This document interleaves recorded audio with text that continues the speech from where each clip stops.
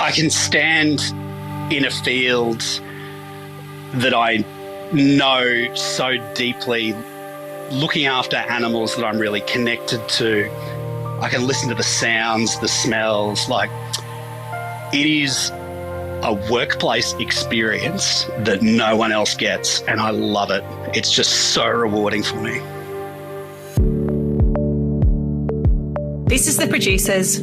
I'm Dani Valent. Nick Holliday runs Belvedere Farm in the Sunshine Coast hinterland in Queensland. His family has a farming background, but Nick was a lawyer and union organiser before buying a property he originally thought would be a fun weekender. Working alongside his wife Brydie, their approach goes beyond regenerative farming to agro-ecological principles, with building community key to the approach. It's about beef, pork and eggs, but it's also about land care, engagement with Indigenous owners and systems change.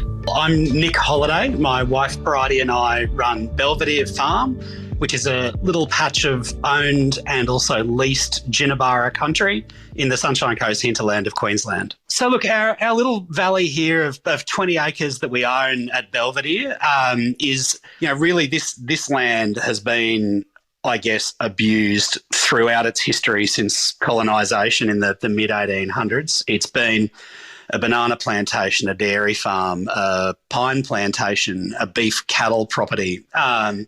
We bought it in 2014 in a relatively rundown and untouched or unimproved sort of a state, and commenced basically educating ourselves about holistic planned grazing, about ecosystem restoration, about water cycles, and eventually learnt how to provide food for people and build community here. We also lease some land. We lease 2 blocks of farms, of both of about 80 acres, about 5 minutes drive up the road towards Maloney.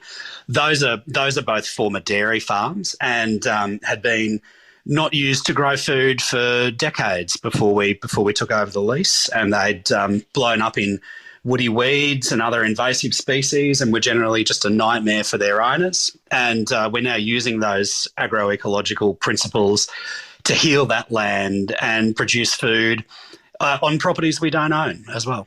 I grew up on a farm. I am actually a 4th generation farmer, and I hope to be the first farmer in my family to actually hand the family farm on to the next generation.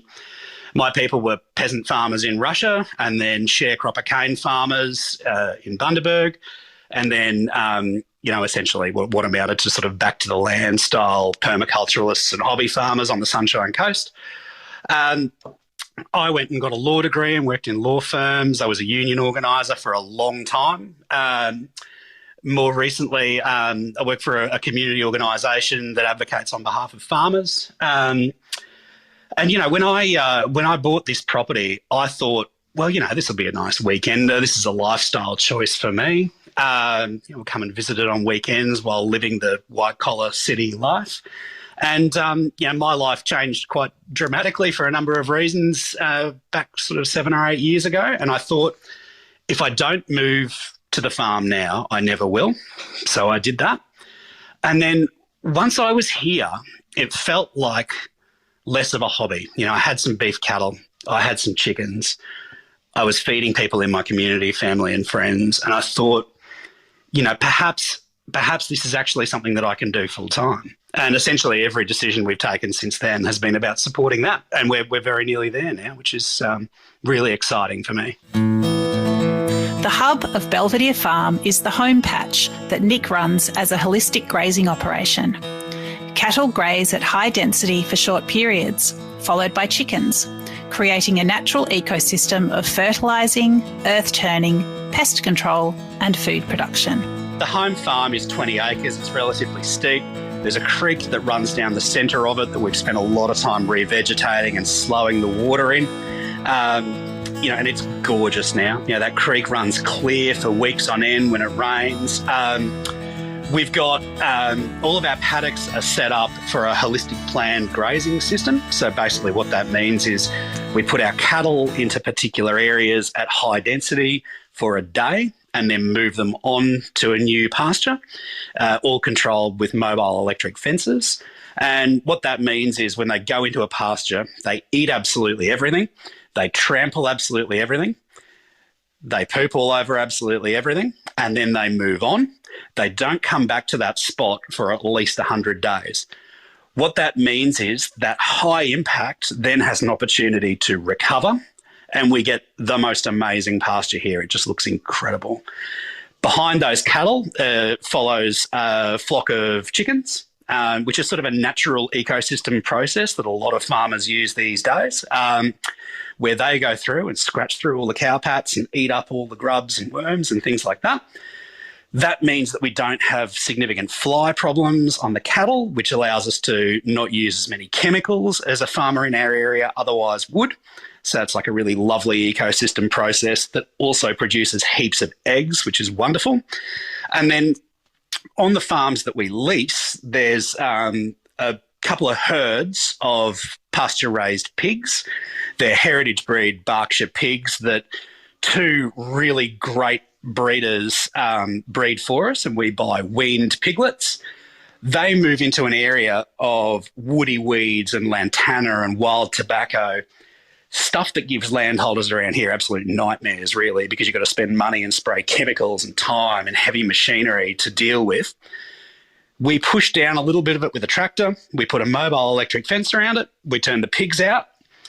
They plough it up, incorporate all of those weeds back into the soil, build incredible soil organic matter. Then we move them out of there to the next spot and plant diverse cover crops and grasses where those pigs were, because it amounts to a ploughed field. And through that process, we've turned about 20 acres of woody weeds back into beautiful pasture, and we've only got about another 150 acres to go. All farmers are part of a system of inputs, outputs and markets. But when you don't like the system, how do you engage with farming in a satisfying and rewarding way? At Belvedere Farm, the philosophy that underpins their practices is agro-ecology, which puts the social and community elements of food production at its heart. We practice agroecology, which is the art and science of producing food as part of an ecosystem and as part of a community. So what that looks like in practice is that we provide grass-fed beef, pasture-raised heritage breed pork, and pasture-raised eggs to a community-supported agriculture collective, a couple of RACO markets, and some really cool local restaurants and cafes. You know, agroecology is a term that's been around for a long time. We tend to use it to set ourselves apart from, I guess, people who just refer to regen ag, for instance. Now, regenerative agriculture has done wonderful things for farming in Australia, but the reason that we set ourselves apart from that is that we think that a lot of people who talk about regenerative agriculture don't consider the social and community and political element of what we do. We think it's not good enough that we just, do great things on this little bit of country that we control, that we provide really high quality food to people, that we look after animals really well. We are about the systems change that's necessary to make sure that everyone everywhere can do what we do and can enjoy the food that we produce. It looks like to us doing things like launching a community-supported agriculture collective. So what that means is that we've got a community of 20 eaters, 20 families, that's about to expand to a community of 80 families later this year, who once a month get a box of the best of our produce from that particular month. They pay a monthly subscription 6 months in advance, and they're not just buying food from us. They are actually participating in our farm. They are making decisions about what we grow. They're making decisions about what cuts of meat that we produce. They are supporting us in advance. They're really buying into the whole system. So that's a really important part of what we do. But another thing that we're really focusing on at the moment is a mutual aid program. We don't feel like we are going to change the world by selling $15 dozens of eggs to rich folks in inner city Brisbane who can afford $15 dozens of eggs.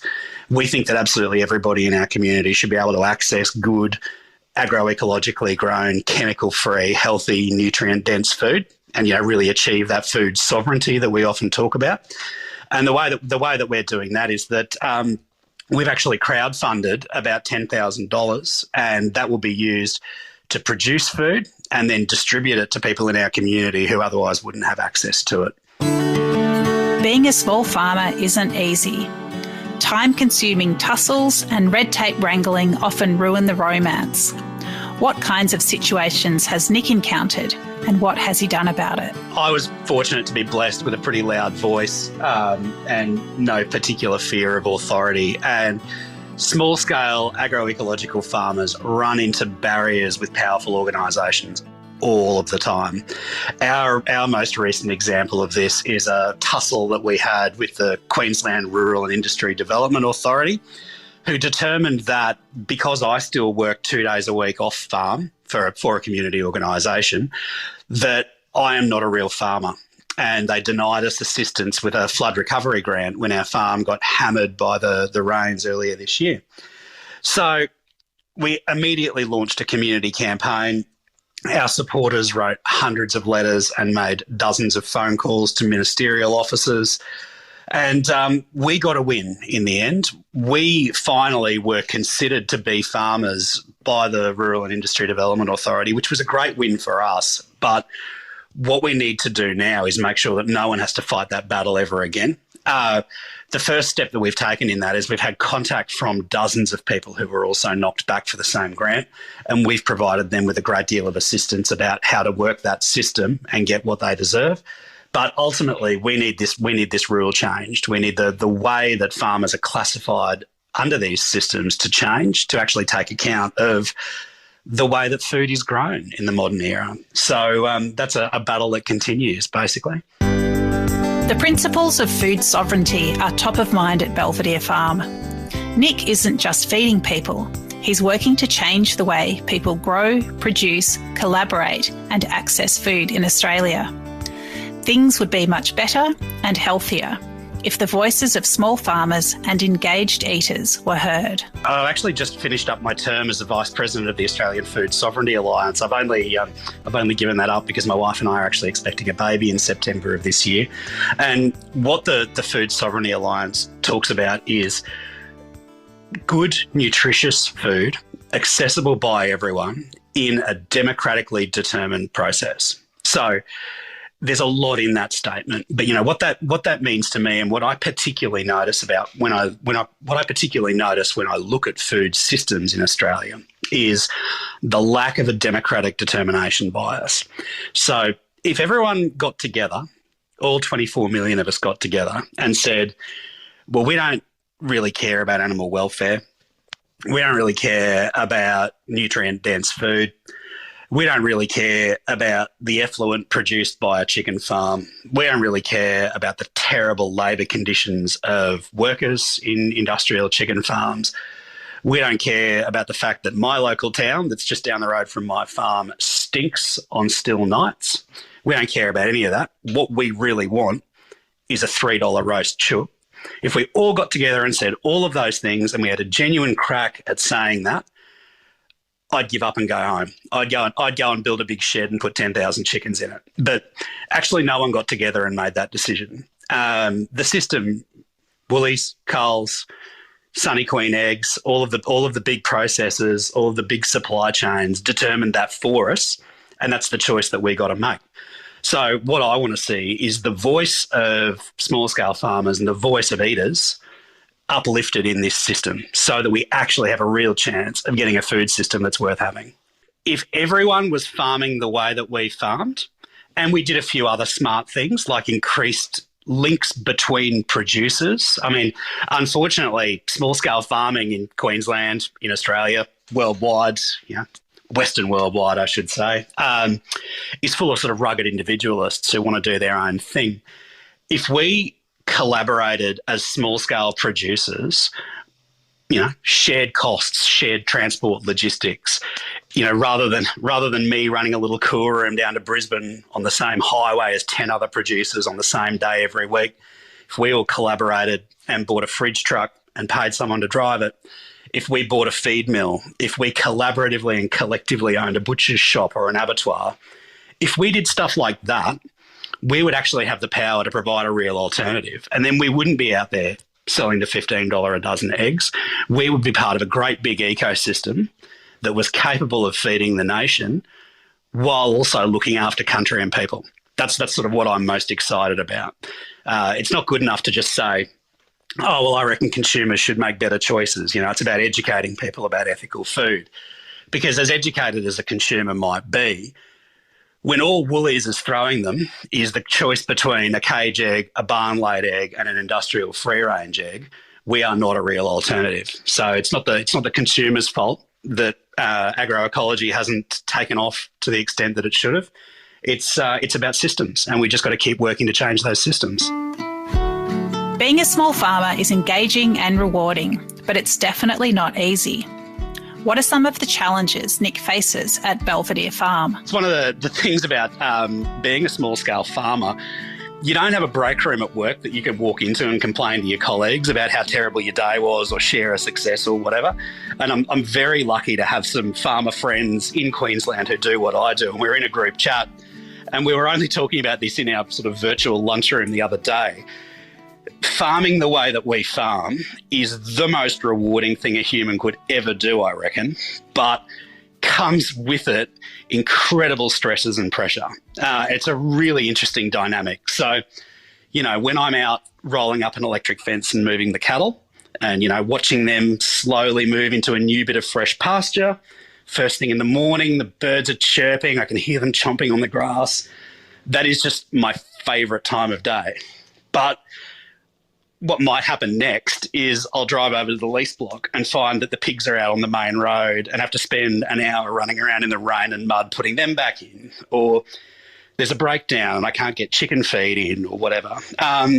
So it's an interesting job. It is a really interesting job and it's very rewarding, but it's the hardest I've ever worked in my whole life. I didn't last very long as a lawyer.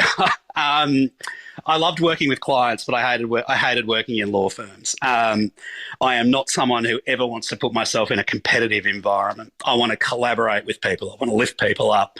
I don't want to compete with my colleague for the most billable hours. I want to see another farmer succeed. I want to give someone a piece of advice that they really value. I want to hand someone the best dozen eggs they've ever eaten. That's what gets me going.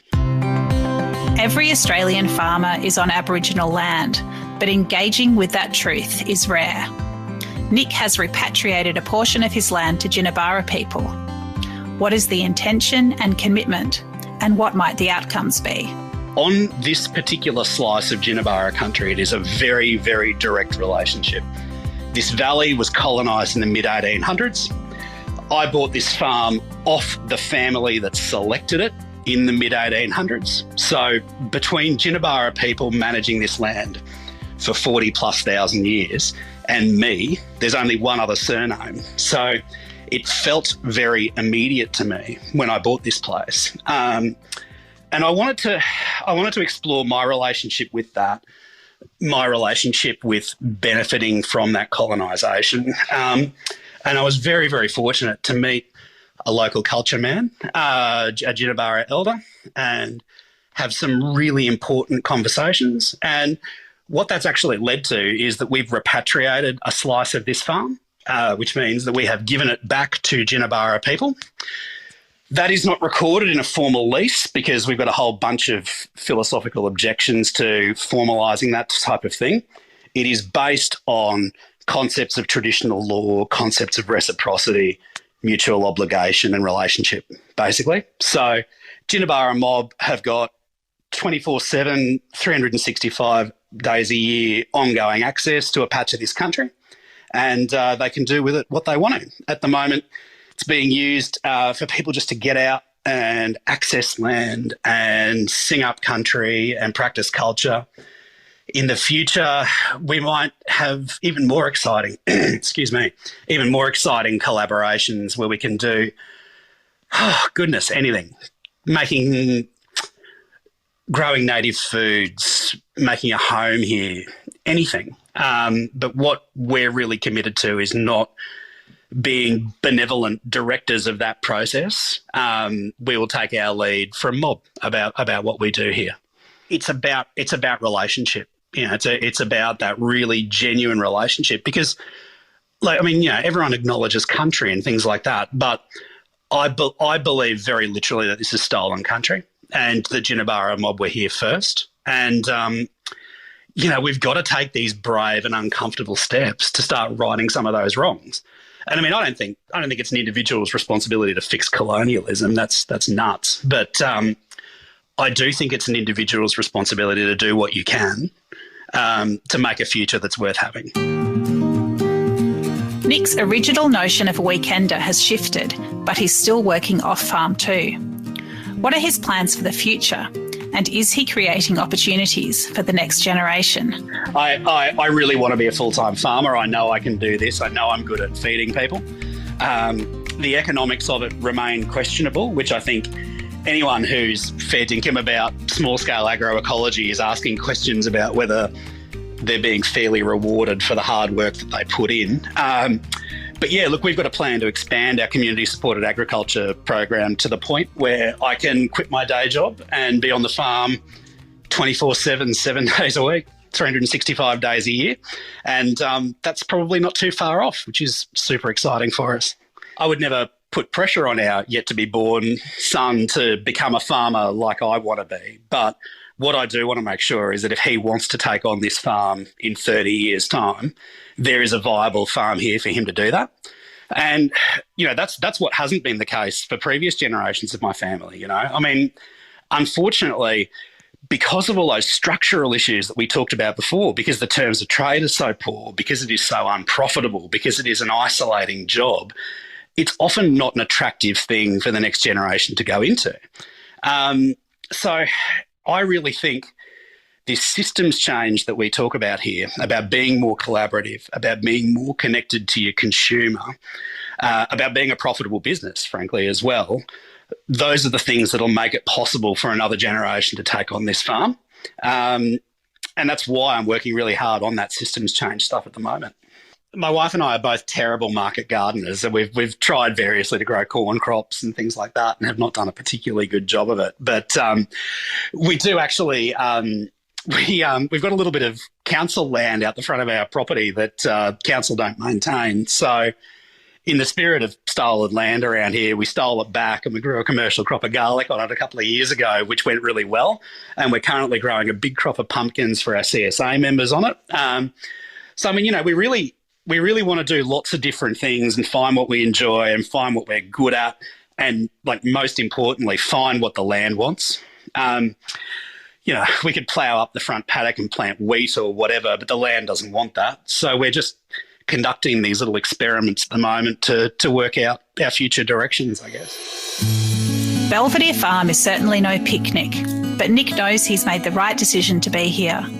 What does he love about life on the land? I can stand in a field that I know so deeply, looking after animals that I'm really connected to, watching a wedge-tailed eagle soar overhead, watching a grey fantail hop from leaf to leaf picking up bugs.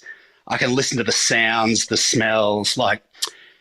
It is a workplace experience that no one else gets, and I love it. It's just so rewarding for me. From lawyer and union organiser to cattle, pig and chicken farmer, Nick Holliday has forged a career change that's also a lifestyle 180. Threaded through his life and work is a commitment to community, systems change and authentic engagement with the elements that make life rich, meaningful and connected.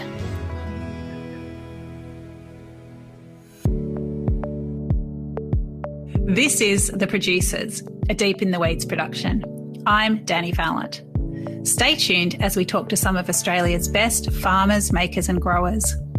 Follow us on Instagram at Producers Podcast or contact us via deepintheweeds.com.au.